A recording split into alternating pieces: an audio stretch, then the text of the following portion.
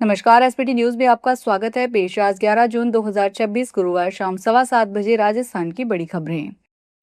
राजस्थान के कृषि मंत्री डॉक्टर किरोड़ीलाल मीणा ने आज गुरुवार को जयपुर में नकली खाद और बीज बनाने वाली फैक्ट्री पर दबिश दी।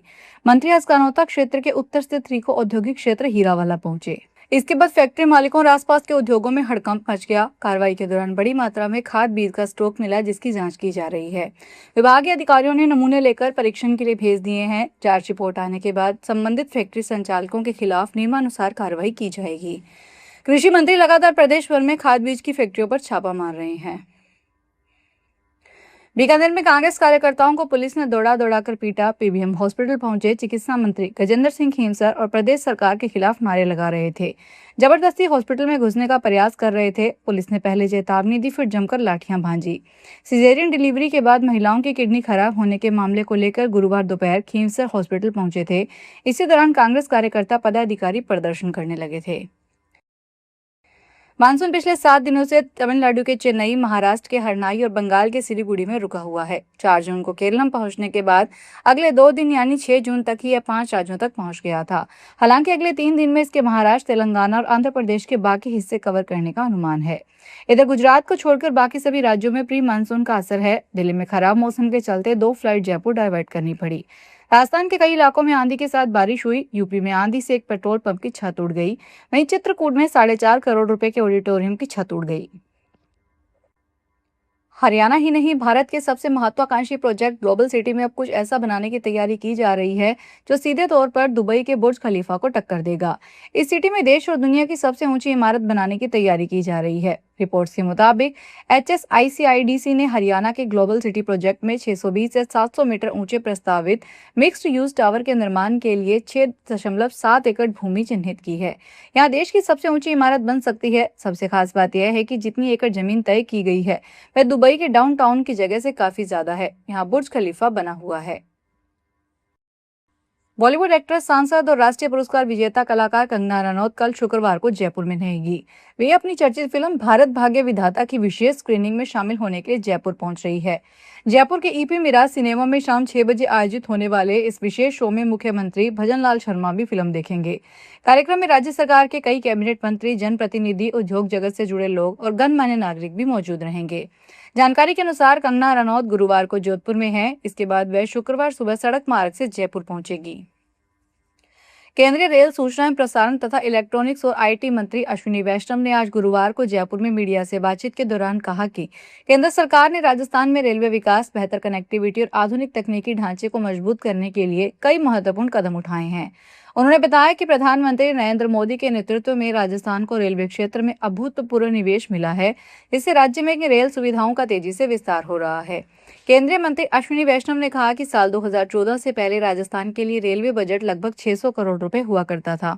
प्रधानमंत्री नरेंद्र मोदी के नेतृत्व में इस बजट में लगातार वृद्धि की गई है और आज राजस्थान को रेलवे के लिए 10,228 करोड़ रुपए का रिकॉर्ड आवंटन मिल रहा है। भारत पाक सीमा के पास रहने वाले सीमावर्ती क्षेत्र के रेडियो श्रोताओं के लिए एक ऐतिहासिक सौगात देते हुए जैसलमेर के रामगढ़ में नवनिर्मित 20 किलोवाट क्षमता के नए एफएम रेडियो स्टेशन का भव्य उद्घाटन संपन्न हो गया। केंद्रीय सूचना एवं प्रसारण, रेल और इलेक्ट्रॉनिक्स और सूचना प्रौद्योगिकी मंत्री अश्विनी वैष्णव ने इस आधुनिक केंद्र का वर्चुअली उद्घाटन कर जनता को समर्पित किया। इस डिजिटल क्रांति से भारत पाकिस्तान सीमा से सटे दूर दराज के गांवों और ढानियों में भी रेडियो की आवाज बिल्कुल साफ और डिजिटल क्वालिटी से सुनाई देगी। भारत नेपाल सीमा पर चेकिंग के दौरान एसएसबी की 22वीं बटालियन को बड़ी सफलता हाथ लगी है। एसएसबी ने अवैध चांदी के साथ राजस्थान के एक शख्स को गिरफ्तार किया। एसएसबी की ओर से रूटीन चेकिंग की जा रही थी। इस दौरान आरोपी को अवैध चांदी के साथ पकड़ा गया। आरोपी के पास से 500 ग्राम चांदी के छोटे दाने बरामद किए गए। पूछताछ में खुलासा हुआ कि आरोपी जयपुर का रहने वाला है। वह अवैध तरीके से चांदी काठमांडू ले जा रहा था। सुप्रीम कोर्ट ने मध्य प्रदेश से राज्यसभा सीट के लिए मीनाक्षी नटराजन का नामांकन रद्द होने के खिलाफ कांग्रेस की याचिका पर सुनवाई शुक्रवार तक के लिए टाल दी है। कोर्ट ने गुरुवार को कांग्रेस और चुनाव आयोग की दलीलें सुनने के बाद ऐसा कहा। इससे पहले सुनवाई के दौरान कांग्रेस के वकील अभिषेक मनु सिंघवी बोले, मामले पर आज ही सुनवाई की जरूरत है क्योंकि नामांकन वापसी के लिए दोपहर 3 बजे तक का ही समय है। इस पर चुनाव आयोग ने कहा कि हमें यह याचिका की कॉपी ही नहीं दी गई है, इसे पढ़ने के लिए समय की जरूरत है।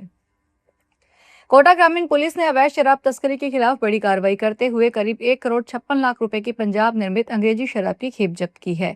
इस कार्रवाई में 2 मिनी ट्रक और 2 अंतर्राज्यीय शराब तस्करों को भी गिरफ्तार किया गया है। कोटा ग्रामीण एसपी सुजीत शंकर ने बताया कि जिले में अवैध शराब तस्करी की रोकथाम के लिए चलाए जा रहे विशेष अभियान के तहत थाना कनवास और थाना मंडाना पुलिस ने अलग अलग स्थानों पर नाकाबंदी कर कार्रवाई की। दोनों मामलों में गुजरात नंबर के मिनी ट्रकों से कुल 539 पेटियां अवैध अंग्रेजी शराब की बरामद की गई। मेड़ता सिटी नागौर रोड पर रेन के पास दर्शन के लिए जा रही महिलाओं से भरी कार और एक तेज रफ्तार पिकअप के बीच आमने सामने भीषण टक्कर हो गई। हादसे में 8 लोग घायल हो गए, जिनमें 2 महिलाओं की हालत गंभीर बताई जा रही है। जानकारी के अनुसार माणकियावास गांव से महिलाएं संत शिरोमणि चतुरदास जी महाराज के बुबाटी स्थित दरबार में दर्शन के लिए जा रही थी। इसी दौरान मेड़ता नागौर रोड पर रेन के निकट सामने से तेज गति से आ रही पिकअप ने उनकी कार को जोरदार टक्कर मारी। टक्कर इतनी जबरदस्त थी कि दोनों वाहन बुरी तरह क्षतिग्रस्त हो गए। सीकर की धार्मिक नगरी खाटू श्याम जी में युवक करण कुमावत पर हुए हमले का मामला तूल पकड़ता जा रहा है। आज सीकर के कलेक्ट्रेट परिसर के बाहर चौथे दिन भी धरना जारी रहा। आज सर्व समाज के लोगों ने सीकर के जाट बाजार से कलेक्ट्रेट तक आक्रोश रैली निकाली। रैली के बाद उन्होंने एसपी कार्यालय की तरफ घुसने की कोशिश की, लेकिन गेट पर ही मौजूद पुलिस ने उन्हें रोक लिया। आरोपियों को गिरफ्तार करने की मांग, खाटू श्याम जी एसएचओ पवन कुमार चौबे को सस्पेंड करने की मांग को लेकर यह आक्रोश रैली निकाली गई। पाली शहर की बदहाल स्थिति को लेकर कांग्रेस जिला अध्यक्ष शिशुपाल सिंह निंबा हेड़ा के नेतृत्व में गुरुवार सुबह पार्टी पदाधिकारी पाली प्रभारी मंत्री झाबर सिंह खर्रा से मिलने के लिए पहुंचे, लेकिन पुलिस ने उन्हें सर्किट हाउस में जाने से रोक दिया। धरने पर बैठे लोगों का कहना है कि उन्हें आम जनता की आवाज को मंत्री तक पहुंचाने का अधिकार है, लेकिन पुलिस प्रशासन कुछ लोगों को ही मंत्री से मिलने की बात कह रहा है। सवाई माधोपुर में जिला कलेक्टर कानाराम की पहल पर जिले में रास्ता खोलो अभियान ने ग्रामीण क्षेत्रों में लोगों की राह आसान की है।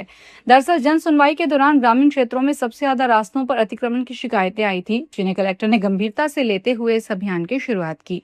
1 मई से प्रत्येक बुधवार और शुक्रवार को चलाए गए विशेष अभियान के दौरान 1914 चिन्हित प्रकरणों में से कुल 830 रास्ते खुलवाए जा चुके हैं, जिससे हजारों परिवारों को सीधा लाभ मिला है। पंजाब में नशा तस्करों के खिलाफ चलाए जा रहे अभियान के तहत अमृतसर कमिश्नरेट पुलिस को बड़ी सफलता मिली है। पुलिस ने एक अंतर्राष्ट्रीय ड्रग तस्करी नेटवर्क का पर्दाफाश करते हुए 6 आरोपियों को गिरफ्तार किया। आरोपियों के कब्जे से 30 किलोग्राम हेरोइन बरामद की गई, जिसकी अंतर्राष्ट्रीय बाजार कीमत करोड़ों रुपए आंकी जा रही है। पुलिस जांच में सामने आया कि गिरफ्तार आरोपी दुबई में बैठे एक तस्कर के संपर्क में था। उक्त तस्कर पाकिस्तान सीमा पार से हेरोइन की खेपें भेजने की व्यवस्था करता था और आरोपियों को उन स्थानों की जानकारी देता था। फिलहाल इस बुलेटिन में इतना ही, फिर हाजिर होंगे बड़ी खबरों के साथ।